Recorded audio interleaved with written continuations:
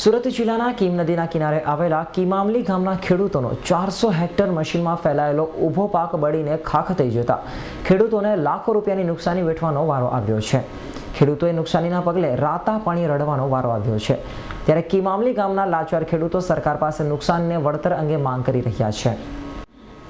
કીમામલી ગામ કીમ નદીના કિનારે વસેલું છે, પરંતુ આ ગામના ખેડૂતો ચિંતિત બન્યા છે, કેમ કે કીમ નદીમાં આવેલા ઘોડાપુરના કારણે કીમામલી ગામ 4 દિવસ સંપર્ક વિહોણું બની ગયું હતું।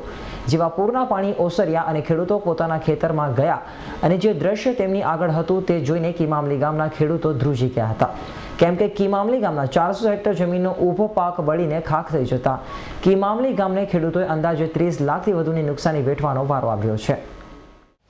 ગામ કીમામલી છે। અમારું ગામ ઓલપાડ તાલુકાના છેવાડાનું નદી કિનારાનું ગામ આવેલું છે। વર્ષોથી અમે આ પાણીનો સામનો કરતા આવ્યા, બાપ દાદા વખતનો।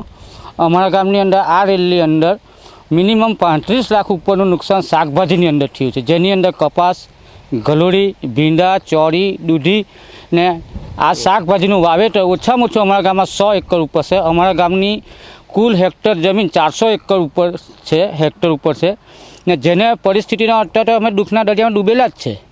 આજ સુધી અમારા અહીંયા કોઈ બી સરકારી અધિકારી કોઈ પણ આવ્યું નથી ને અત્યારે સહાય મળી નથી ને આજ સુધીમાં અમને કોઈ પૂછપરછ માટે આશ્વાસનના 2 શબ્દ કહેવા માટે પણ કોઈ આવ્યું નથી। હવે અમારે અત્યાર પછીનો સમયમાં બેઠું કઈ રીતે થવું એ અમારા માટે એક જીવન માટે અગત્યનો પ્રશ્ન, જેની અંદર કદાચ અમુક ખેડૂતો રહીને તો પોતાને ઝેર પીવાના પણ પૈસા નહીં મળે એ પરિસ્થિતિ છે। જેની અંદર કીમામલી ગામની અંદર તમામ ખેડૂત વર્ગ પર જ જીવના જો કે નદી કિનારે આ ફેરી અમારે 4 દિવસ પાણી રોકાયું, જેથી સૌથી વધુ નુકસાન શાકભાજીની ખેતીમાં થયું છે। કીમામલી ગામ મોટાભાગે પશુપાલન અને ખેતી ઉપર નભતું ગામ છે।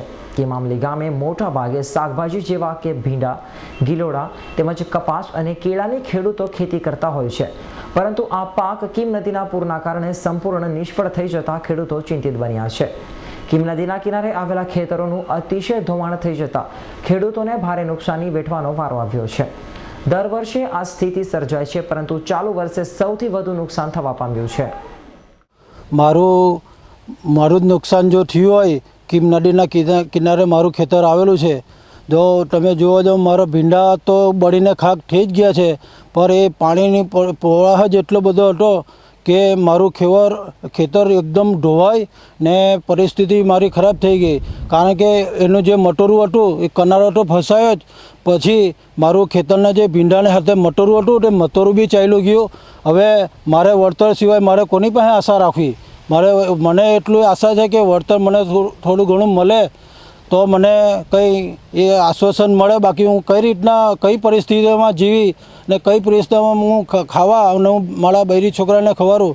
આ હવે અમે કોની પર સહારો રાખીએ? સરકાર પર એક તો અમારો સહારો રાખવો પડે, બીજું તો અમે કોને કહીએ? આ પરિસ્થિતિ અમારી આવી છે ને મારી સિવાય બીજી આજુબાજુના બીજા વિસ્તારોમાં અહીંયા અમારા ગામના જ જોવા જાય તો એટલું બધું ધોવાણ થયું છે કે જે કોઈ આવીને જોઈ તો જ ખબર પડે કે આ કેટલું ધોવાયેલું છે। કીમામલી ગામની સીમમાંથી મોટાભાગના ખેડૂતોએ કેળાનો પાક લીધો હતો અને આ પાક સંપૂર્ણ રીતે તૈયાર થઈ ગયા બાદ કીમ નદીના પાણી ફરી વળતા કેળાનો પાક નિષ્ફળ ગયો છે।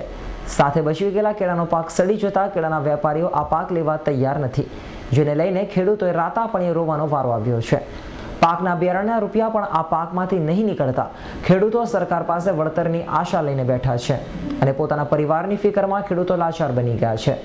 આ કુદરતી હોનારતમાં કુદરતના અન્યાય સામે હવે સરકાર તેમને અન્યાય ના કરે અને તેમને ફરી ઊભા થવા માટે મદદ કરે તેવી આશા વ્યક્ત કરી રહ્યા છે।